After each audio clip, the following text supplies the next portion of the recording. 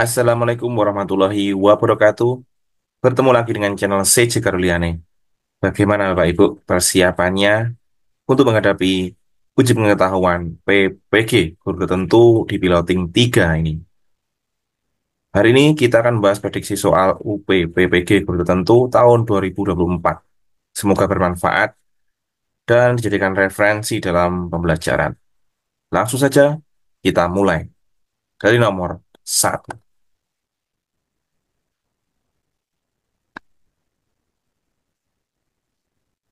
Dalam suatu pembelajaran PJOK, Pak Agus sebagai guru mengelompokkan peserta didik ke dalam tiga kelompok yang berbeda.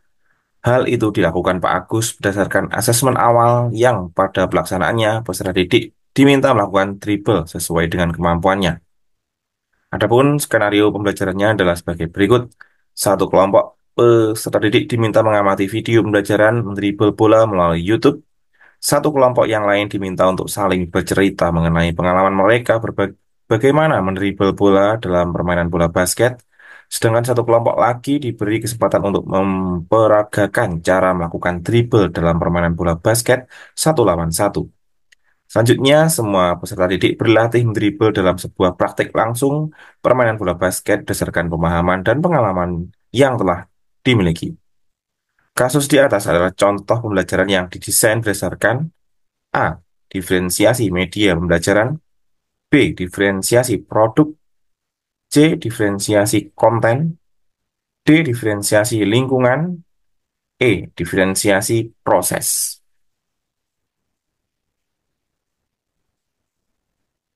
Kasus di atas merupakan contoh pembelajaran yang didesain berdasarkan E. Diferensiasi proses. Diferensiasi proses mengacu pada strategi pembelajaran di mana peserta didik diberikan kesempatan untuk mempelajari konsep yang sama melalui cara-cara yang berbeda, sesuai dengan gaya belajar dan kemampuan masing-masing. Dalam contoh ini, Pak Agus mengelompokkan siswa berdasarkan kemampuan mereka dalam dribble bola, kemudian menggunakan metode yang berbeda untuk setiap kelompok, menonton video, berbagi pengalaman, dan melakukan praktek langsung. Hal ini adalah bentuk diferensiasi dalam proses pembelajaran. Jadi kunci jawaban nomor satu adalah E, diferensiasi proses.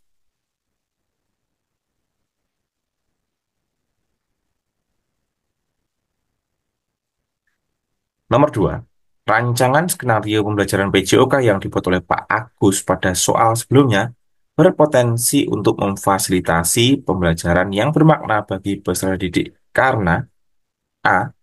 Mengintegrasikan tujuan pendidikan dalam ranah psikomotor, afektif, dan kognitif dalam permainan bola basket.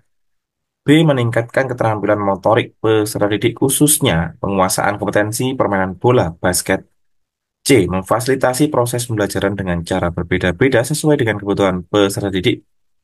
D. Diawali dengan mengidentifikasi karakteristik dari masing-masing peserta didik untuk menyusun patokan penilaian. E. Memfasilitasi kebutuhan belajar peserta didik dengan cara yang sama agar pembelajaran lebih efektif.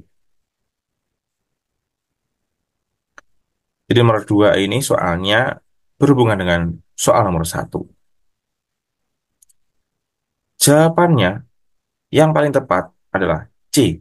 Memfasilitasi proses pembelajaran dengan cara berbeda-beda sesuai dengan kebutuhan peserta didik. Pembelajaran yang dirancang Pak Agus berpotensi memfasilitasi pembelajaran yang bermakna karena ia memberikan kesempatan kepada setiap peserta didik untuk belajar melalui metode yang paling sesuai dengan kebutuhan dan kemampuan mereka. Pendekatan diferensiasi ini memungkinkan siswa untuk memahami konsep dengan cara yang bervariasi yang dapat memperdalam pemahaman mereka dan meningkatkan keterlibatan dalam pembelajaran. Jadi kunci jawaban nomor dua adalah C. Memfasilitasi proses pembelajaran dengan cara berbeda-beda sesuai dengan kebutuhan peserta didik.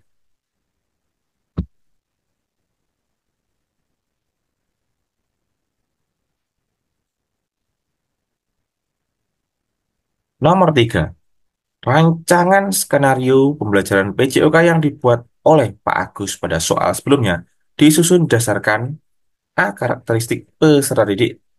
B. Karakteristik konten. C. Tujuan pembelajaran. D. Ketersediaan fasilitas. E. Keadaan lingkungan sekitar. Soal nomor tiga masih berhubungan dengan soal nomor satu ya, Bapak Ibu. Nah, jawaban yang paling benar adalah skenario pembelajaran PJOK yang dibuat oleh Pak Agus adalah berdasarkan A. Karakteristik peserta didik.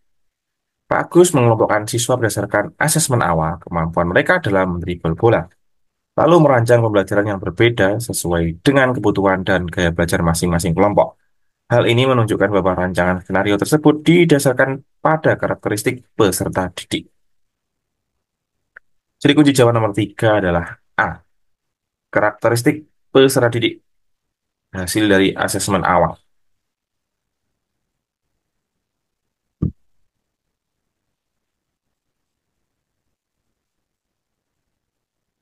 Nomor 4. Ibu Guru Hilda, seorang guru PJOK, melakukan skenario berikut dalam aktivitas pembelajaran inti. Kelompok A diberi tugas memperagakan pola penyerangan satu lawan satu berhadapan. Kelompok B diberi tugas memperagakan pola penyerangan dengan im kecil 4 lawan 4. Kelompok C diberi tugas memperagakan small set game dengan pola penyerangan dan pertahanan man-to-man defense dan zona defense. Beberapa peserta didik tidak memperhatikan dan malah bermain bola semaunya sendiri. Ibu Guru Hilda mengajak peserta didik untuk hadir dan belajar seutuhnya dengan memberi arahan. Murid-murid, mari kita jeda sejenak untuk menutup mata kita.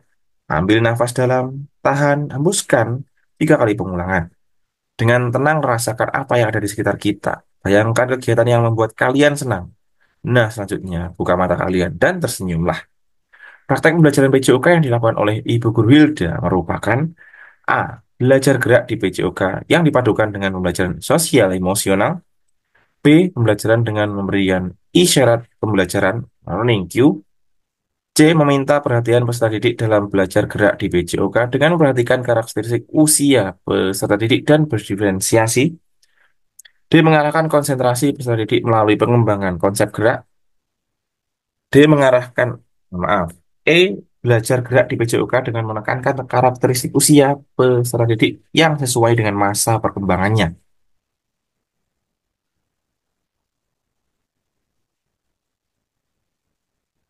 Praktek pembelajaran PJOK yang dilakukan oleh Ibu Guru Hilda merupakan A. Belajar gerak di PJOK yang dipadukan dengan pembelajaran sosial emosional. Ibu Hilda menggunakan teknik relaksasi dan kesadaran diri mindfulness untuk membantu peserta didik mengatur emosi dan fokus mereka. Ini adalah contoh pembelajaran sosial emosional yang dipadukan dengan belajar gerak, di mana peserta didik diajak untuk lebih hadir secara emosional dan mental dalam kegiatan pembelajaran sebelum melanjutkan aktivitas fisik.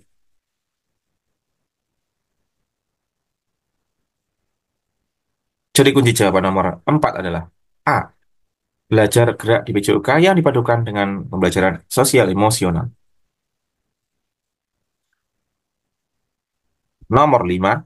Setelah peserta didik mempraktikkan keterampilan bola basket, karakteristik penting dalam mengembangkan konten pada praktek pembelajaran PJOK yang dilakukan oleh Ibu Guru Hilda pada soal sebelumnya adalah A. Menerapkan keterampilan dengan menilai penampilan peserta didik.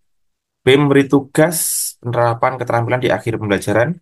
C. Melakukan pola beragam. Ya. C. Melakukan pola yang beragam dalam permainan.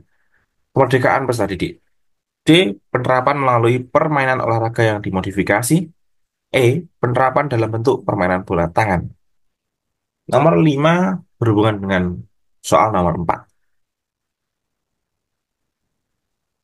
Karakteristik penting dalam mengembangkan konten pada praktek pembelajaran PJOK yang dilakukan oleh Ibu Guru Hilda adalah D.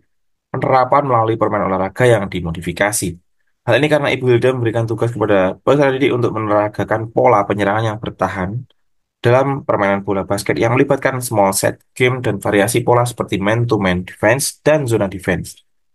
Pendekatan ini menunjukkan penerapan keterampilan melalui modifikasi permainan yang sesuai dengan kemampuan dan tingkat pemahaman peserta didik. Jadi kunci jawaban nomor 5 adalah D. Melakukan pola yang beragam dalam permainan kemerdekaan peserta didik.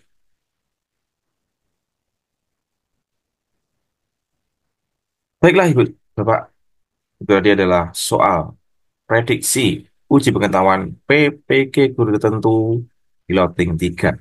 Semoga bermanfaat dan sampai jumpa di video-video yang lainnya. Terima kasih. Wassalamualaikum warahmatullahi wabarakatuh.